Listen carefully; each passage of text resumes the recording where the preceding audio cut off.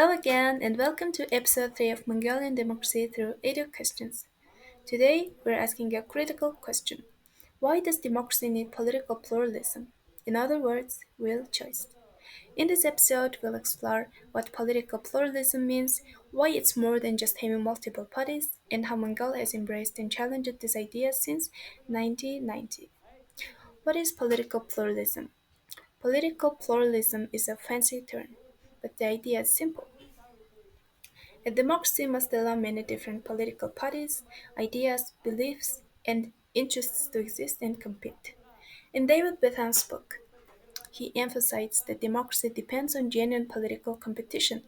That means different parties with real chances of winning, media that gives space to all sides, a system that doesn't punish or silence opposition.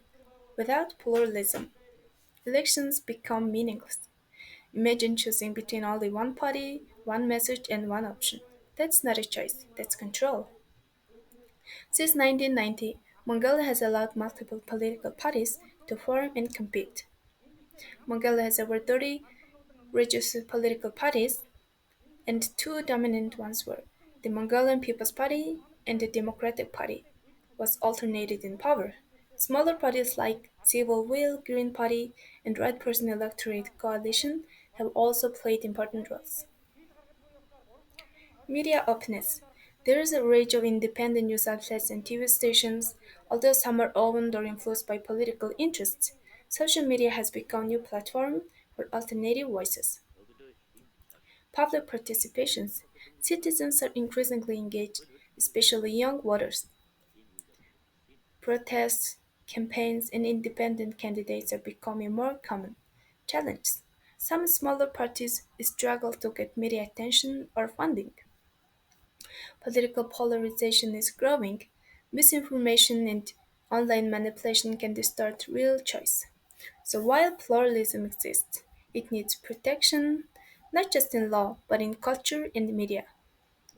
A political science professor in Ulaanbaatar once said, democracy is not only about who wins, it's about who gets to be heard. One citizen told us, I support a small party. We may not win often, but my voice still matters. That's why I vote. That's the spirit of pluralism. Not everyone wins, but everyone gets to speak, organize, and try. So, why is political pluralism essential to democracy? Because without real competition, democracy becomes an illusion. Mongolia has embraced pluralism and now it must defend it. That means protecting independent media, respecting opposition voices, ensuring fair campaign rules. In our next episode, we'll talk about civil liberties, the rights that protect your freedom to think, speak, and act without fear. Stay with us. Democracy is strongest when everyone's voice is heard.